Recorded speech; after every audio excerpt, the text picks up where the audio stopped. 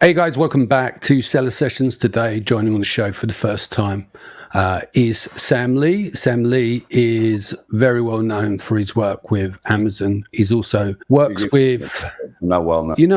No, what I'm saying is you're known in the industry, maybe not publicly, but you're within the public domain in the Amazon community, but you're known because I know that Mina was keen to get you on board.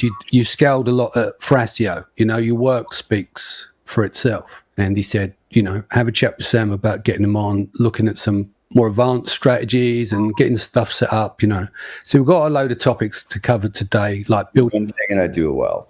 Yeah, let's talk about what you do well. So firstly, do you want to explain to him where you all were last night? I'm joking. You want to get a little bit about yourself and what you do, et cetera, et cetera. So Amazon DSP, really, that's been my bread and butter for 5 years. All things Amazon DSP. And I knew it circumstantially, right? So I used to do Google ads, Facebook ads, Amazon PPC is where I got started. And at Thrasio, they were like, we need some idiot to come in and just figure out Amazon DSP. And I was like, oh, I'm your idiot. Yeah. So it was the perfect sandbox for me to play in, where I had endless budget, endless brands, and I could just do whatever I wanted, right?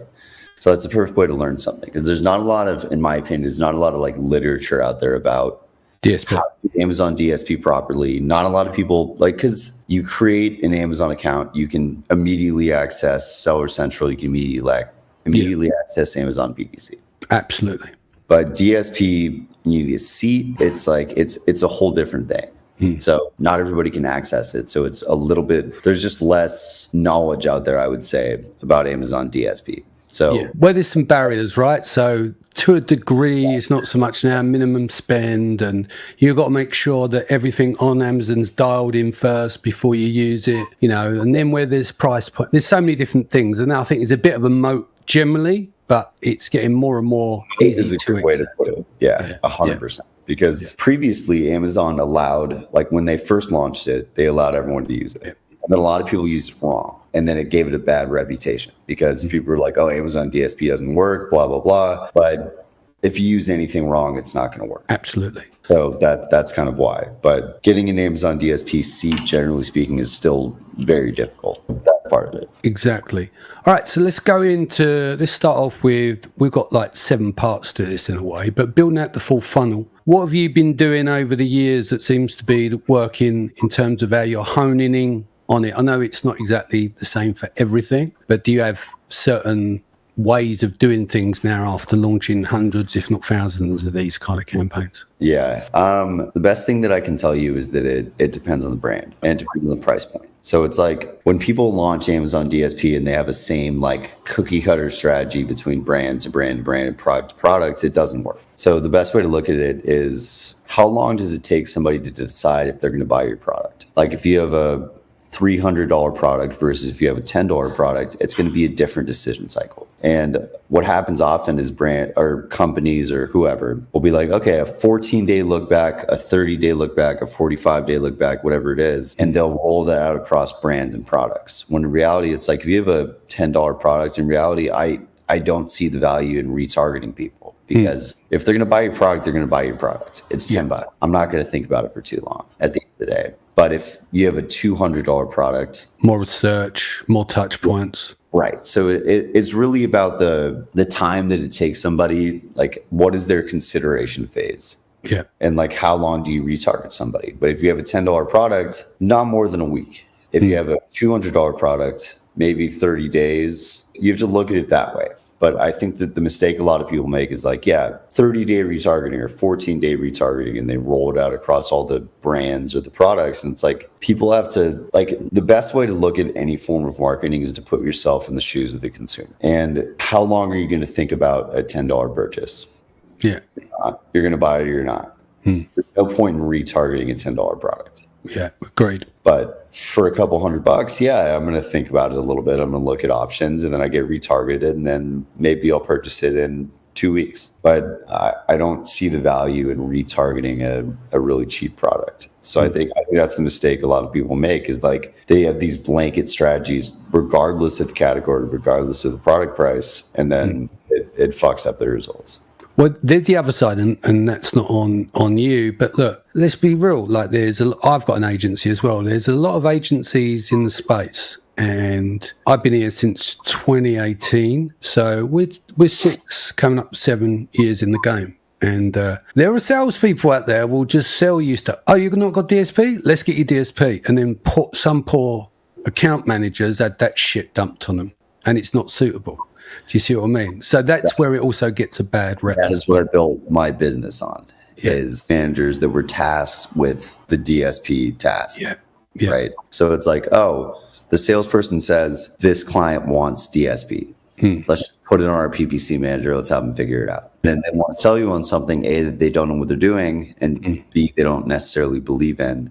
And they're weak. They're just picking like Amazon's pre-created audiences, and they're launching it. And they don't know what they're doing. So that's why DSP, in my opinion, got a bad rep early on. And it's also why nowadays it's harder to access DSP on your own, is due to misuse. Because like from Amazon's perspective, DSP was misused early on because they gave a lot of people access that didn't know what they were doing, did it wrong, and it didn't work. So then everyone says Amazon DSP doesn't work, but it's user error, right? Like, so it's like the gates that they put up between you and accessing Amazon DSP makes sense, in my opinion. Oh, absolutely. And then there's the low spend side. You know, there's some people go, you only need to spend as low as XYZ, but you're not going to get a yield until you've reached over a certain point of spend for allowing for the tuning of the algorithm as well, to a certain degree. So the different definition is, well, let's say someone's trying to spend $1,000 or $2,000, right? Your money's better spent. I'm not saying better spent in terms of return on investment,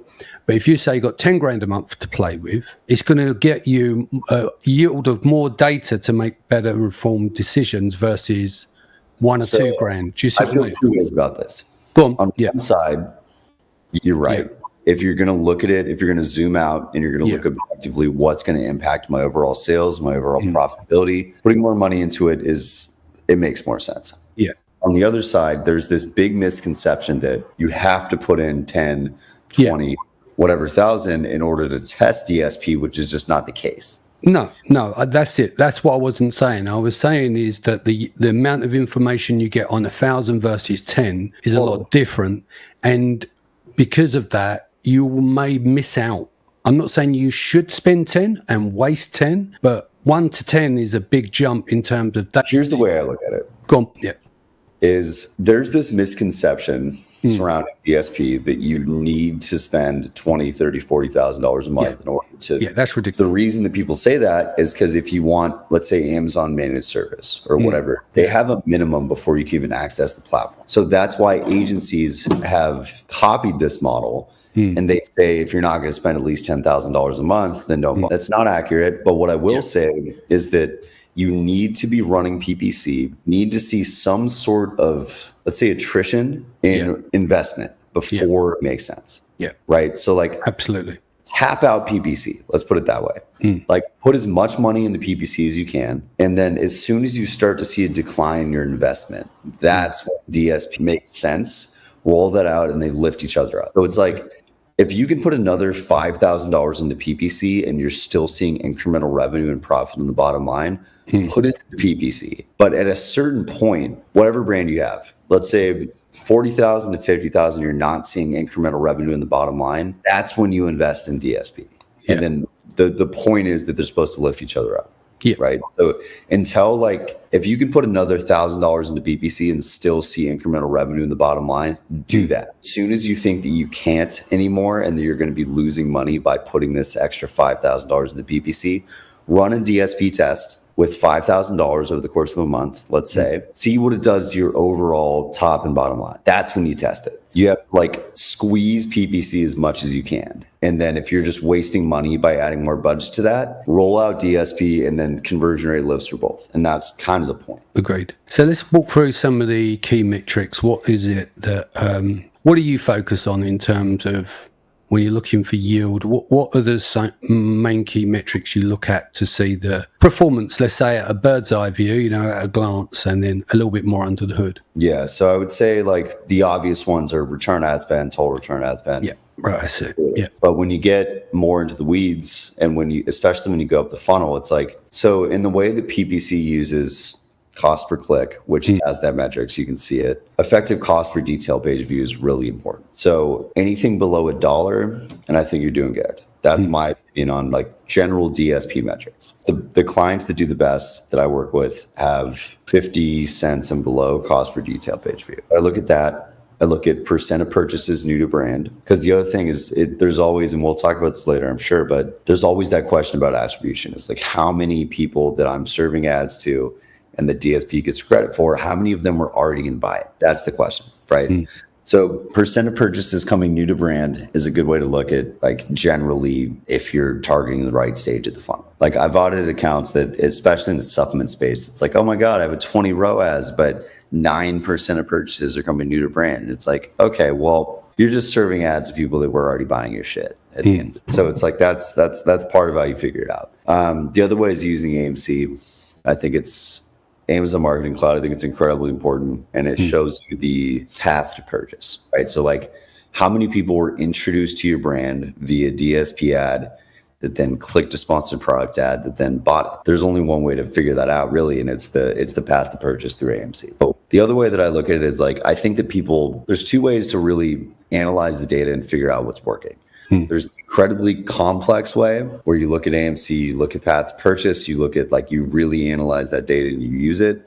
The other way is to zoom out and just make it simple. Put $5,000 into DSP. Did I make more money or did I not? That's it. Like Amazon obviously doesn't operate in a vacuum, so it's difficult. Like if you're comparing a month where there are Prime Days or Black Friday versus a normal month, it doesn't tell you much. But if everything else remains the same, and you put $5,000, $10,000 into DSP, how much money did you make in this month versus that month? Whatever the attribution says, look at it, take into consideration. But at the end of the day, we're all trying to make more money. So sometimes you got to just simplify shit and zoom out. And if I put more money into it and I get more money, whatever the data says is fine, but I'm making more money. So I think it's working. Indeed. What about evaluating the managers? I know we talked about sales guys, different things put with the sales guys dumping it on the poor fucking PPC manager or the DSP managers. What sets them apart? Like when you're hiring, you know what you're looking for. Do you see what I mean? Like what are the key instincts? You look at someone for a DSP manager,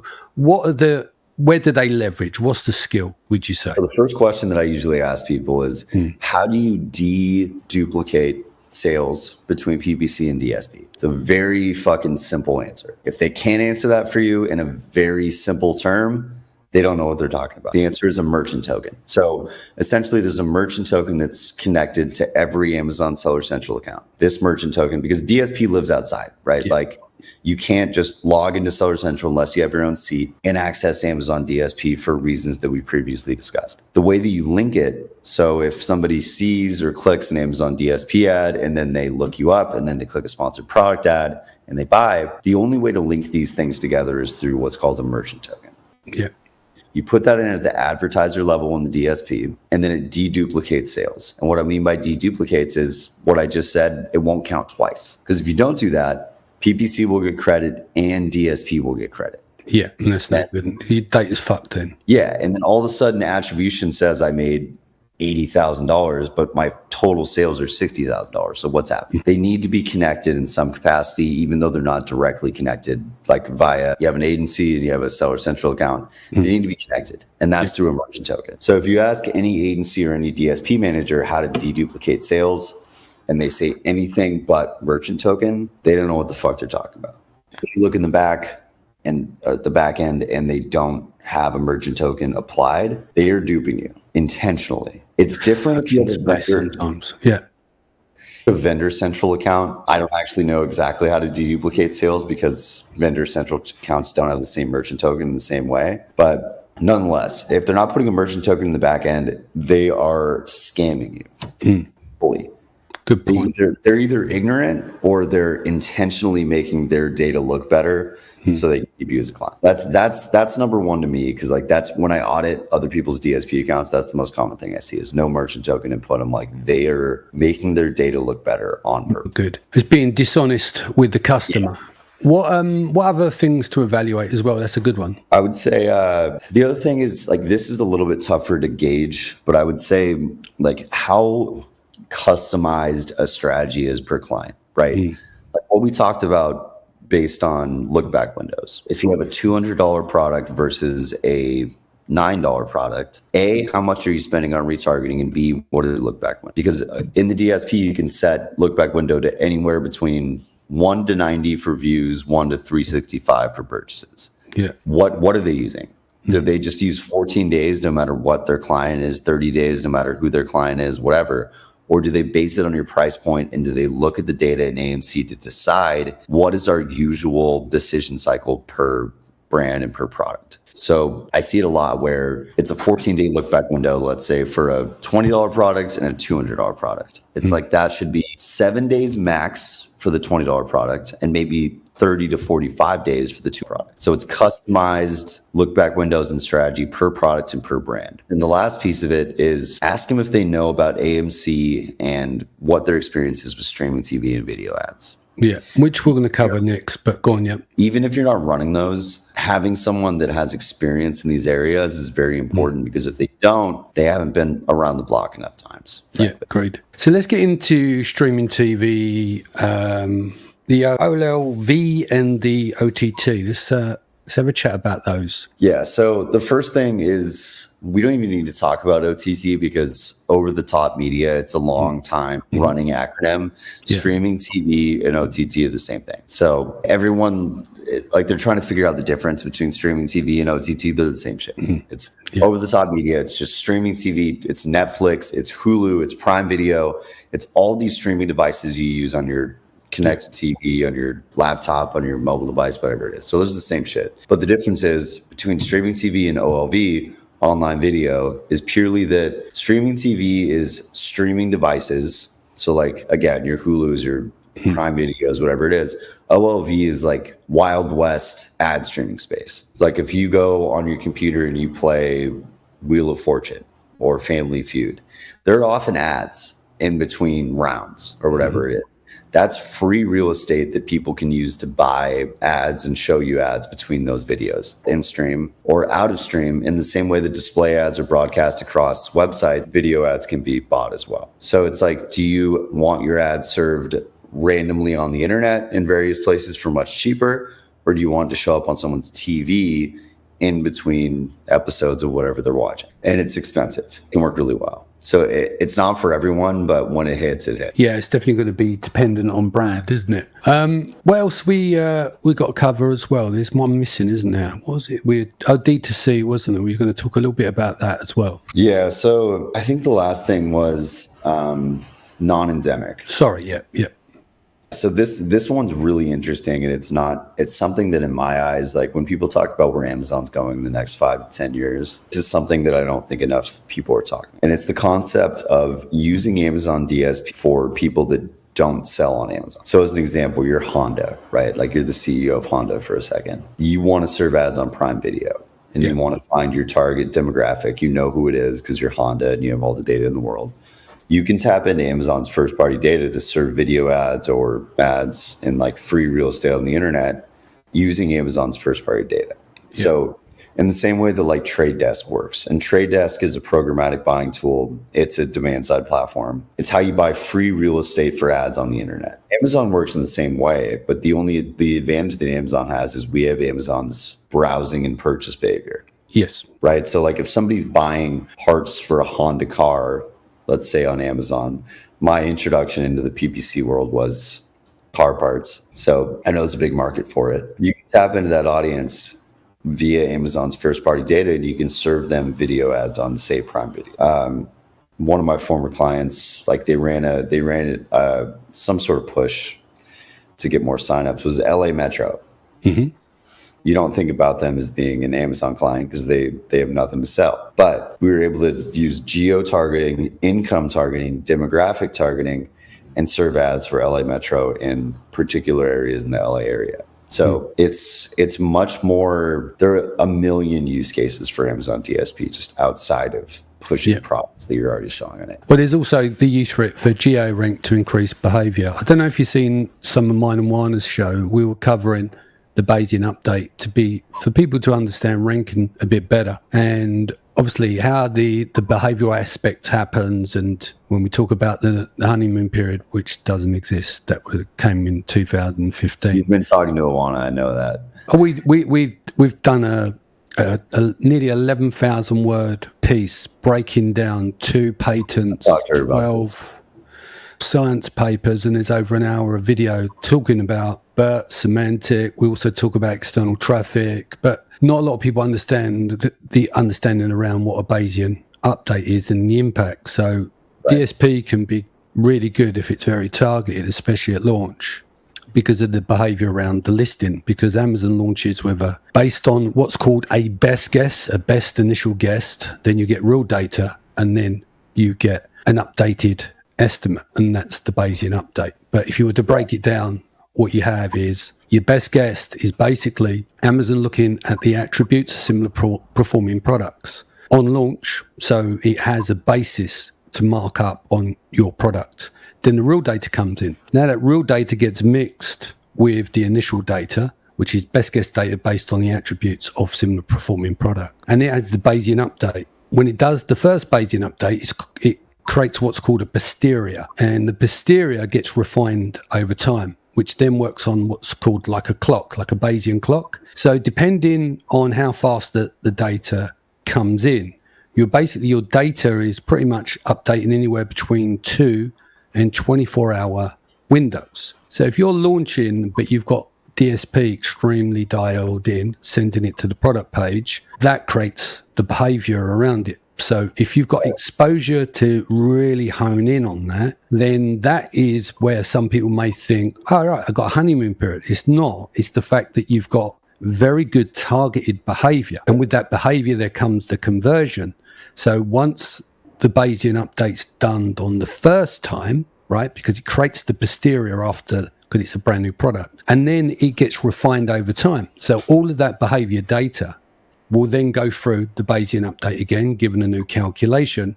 And that's where, when you look at your previous day's traffic and your previous day's behavior, sales, conversions, clicks, etc., is where it's measured. So this is why when you see a product nosediving, because yesterday mattered, the day before that mattered, the day before that mattered, the day before that mattered, then you can apply the Bayesian update, whether that's stocking out, deleting an ASIN, et cetera, So, well, that speaks to the idea that, like, the thing that I think people overlook is that Amazon is a search engine. Absolutely. Right. Yeah. And the whole point of search engines, the whole point of SEO is to deliver the best experience possible. The reason that Google SEO exists is because when you look something up, you get relevant results. If you got irrelevant results and it's not what you're looking for and the websites suck, Google wouldn't have a business, because everything that you look up would be trash.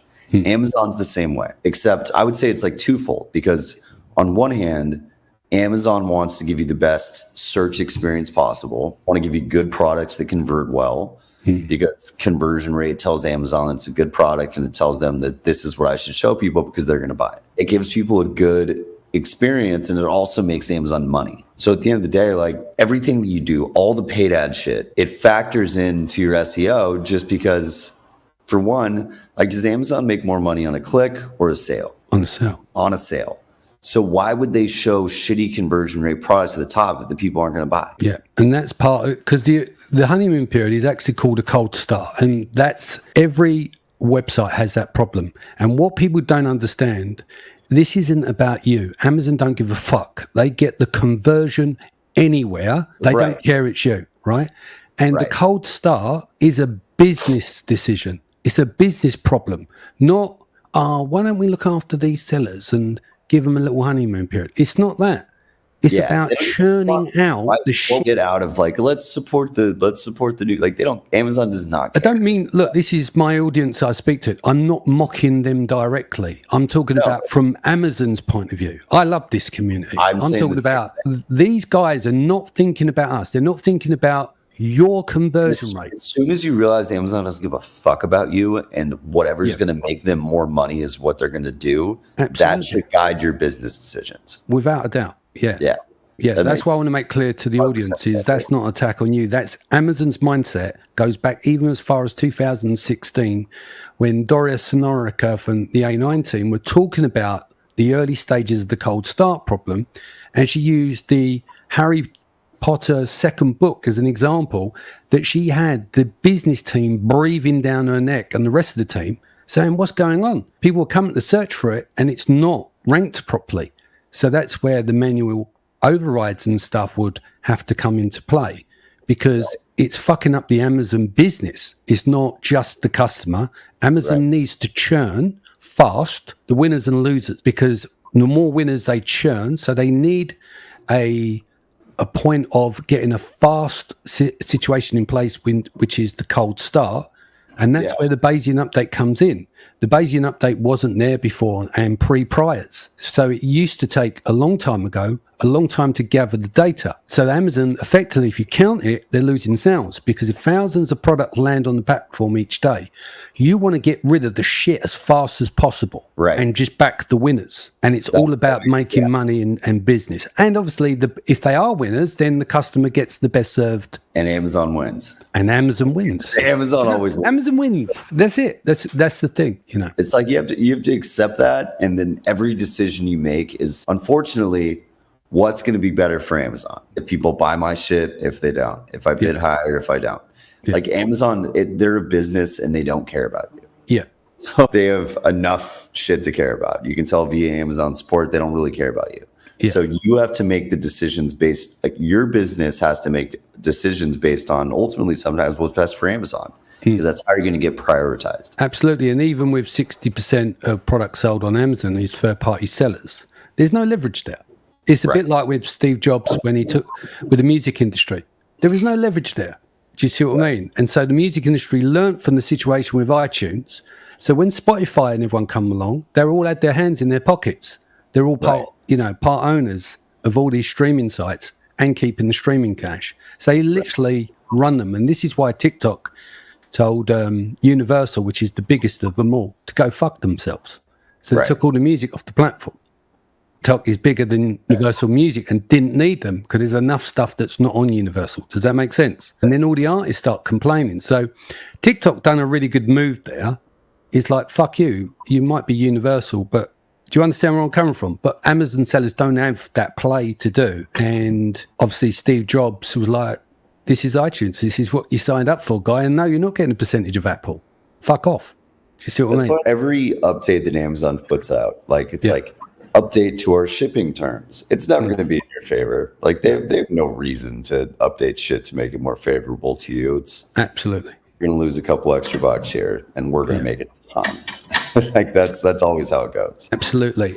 Should we do a roundup there? Is there anything that we've missed we want to cover, Sam? We didn't talk about AMC, but I don't do that for another show. Why don't you come back and we'll do that? Because there's a lot to cover there. Yeah, AMC's cool. It's honestly, it's constantly evolving to like the way to access AMC. Like you used to have to run DSP if you wanted to access AMC. Yeah. They just rolled it out so you can access it without it. But that's a whole other, like that's a whole nother. Well, we'll save that for another show. We'll make it a focus. Yeah. Best way for people to reach you? Well, I work at Trivium. So Tricom. I think that's the website. I don't know. You can find me on LinkedIn. There's a lot of Sam Lees on LinkedIn, but hopefully I'm one of the first few that comes up. And then I'm sam.l@triviumco.com. Excellent. Sam Lee, best way to remember it. You can find me. Easy. Sam, thanks for joining us today. We'll get you back again. Guys, take care of yourself. I'll be back here next week.